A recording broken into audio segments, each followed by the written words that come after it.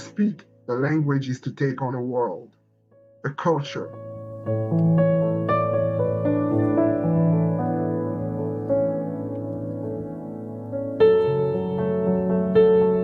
Each generation must discover its mission, fulfill it or betray it, in relative opacity.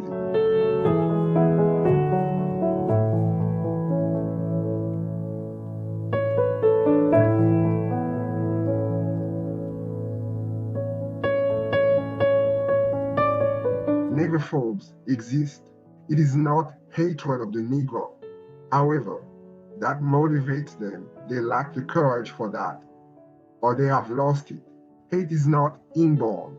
It has to be constantly cultivated to be brought into being, in conflict with more or less recognized guilt complexes.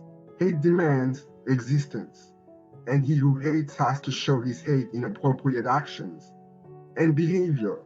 In a sense, he has to become hate.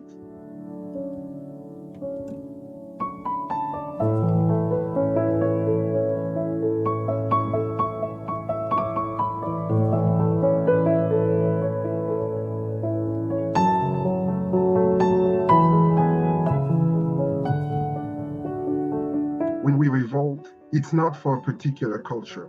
We revolt simply because, for many reasons, we can no longer breathe.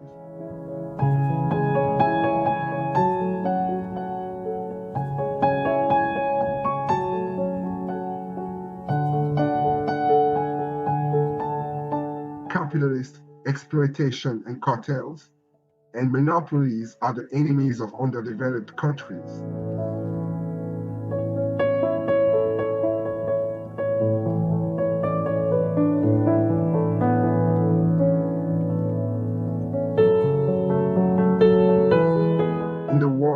Through which I travel, I am endlessly creating myself.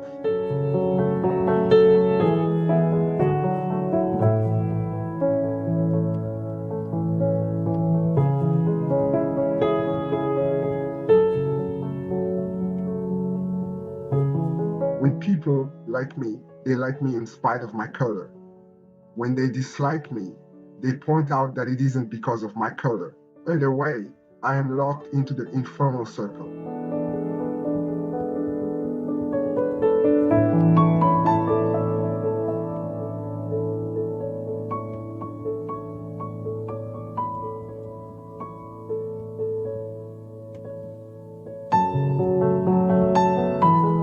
The oppressed will always believe the worst about themselves.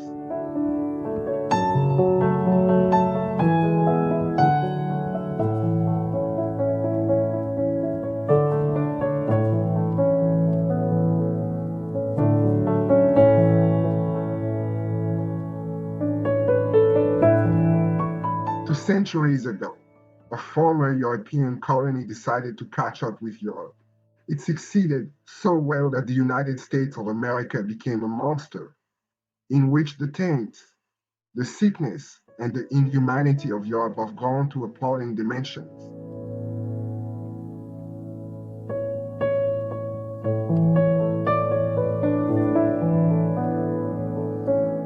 Having judged, condemned, abandoned his cultural forms, his language, his food habits, his sexual behavior, his way of sitting down, of resting, of laughing, of enjoying himself, the oppressed flings himself upon the imposed culture with the desperation of a drowning man.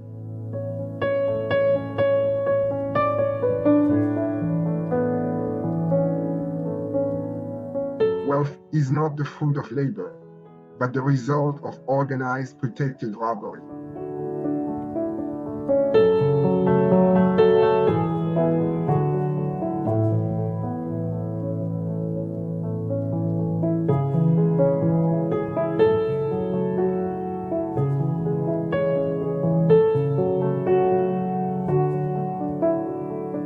Every colonized people, in other words, every people in whose soul an inferiority complex has been created by the death and burial of its local cultural originality finds itself face to face with the language of the civilizing nation, That is, with the culture of the mother country. The colonized is elevated above his jungle status in proportion to his adoption of the mother country's cultural standards.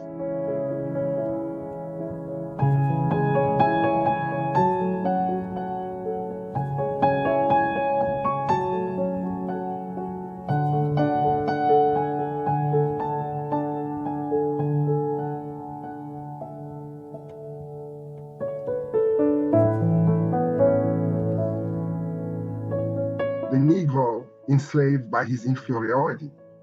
The white man enslaved by his superiority alike behave in accordance with a neurotic orientation.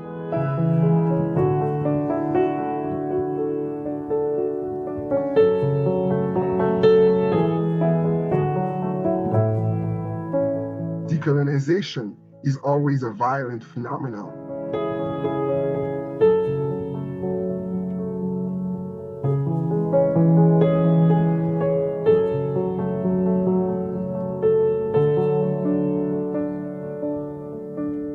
What matters today, the issue which blocks the horizon, is the need for a redistribution of wealth. Humanity will have to address this question, no matter how devastating the consequences may be.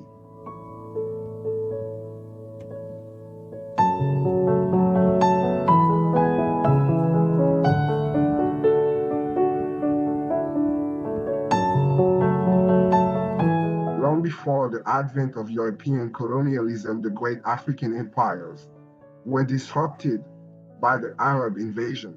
There is no hesitation in saying that it was the Arab occupation which paved the way for European colonialism.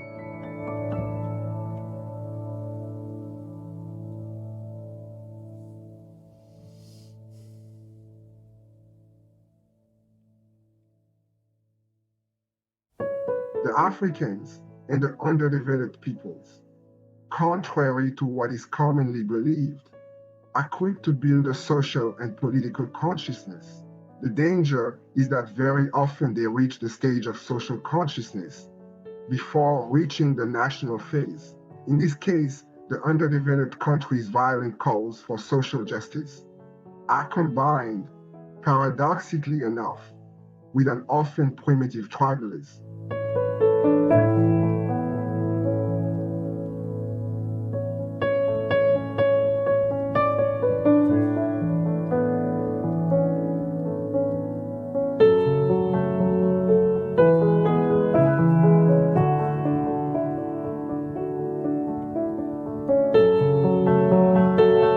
If nationalism is not explained, enriched, and deepened, if it does not very quickly turn into a social and political consciousness, into humanism, then it leads to a dead end.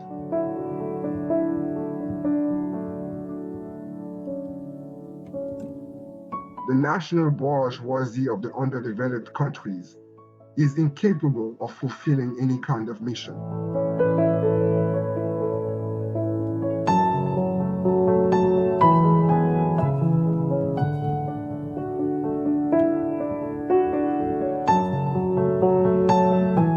European opulence is literally a scandal, for it was built on the backs of slaves.